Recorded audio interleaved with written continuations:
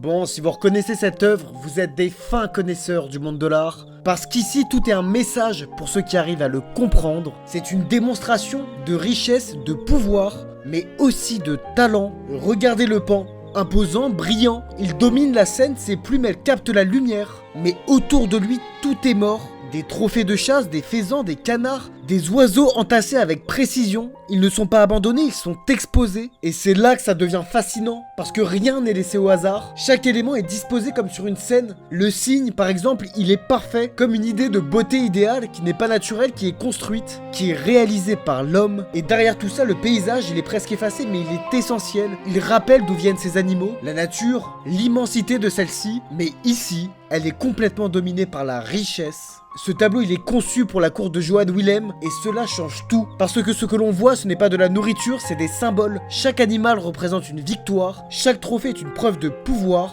Le pan c'est un symbole ancien, de beauté, d'orgueil, de royauté. Il est là pour impressionner, les trophées c'est le talent, la force du chasseur. Et le vase, regardez-le, il est orné de bas-reliefs, une référence directe à l'Antiquité. Comme si cette accumulation de richesses et de morts devait aussi être légitimée par la culture. Et là tout s'assemble parce que ce tableau il nous montre ce que représente Wilhelm, la force, la beauté, l'orgueil. C'est un monde où la nature est maîtrisée, où la mort devient un décor pour que l'on puisse contempler le pouvoir.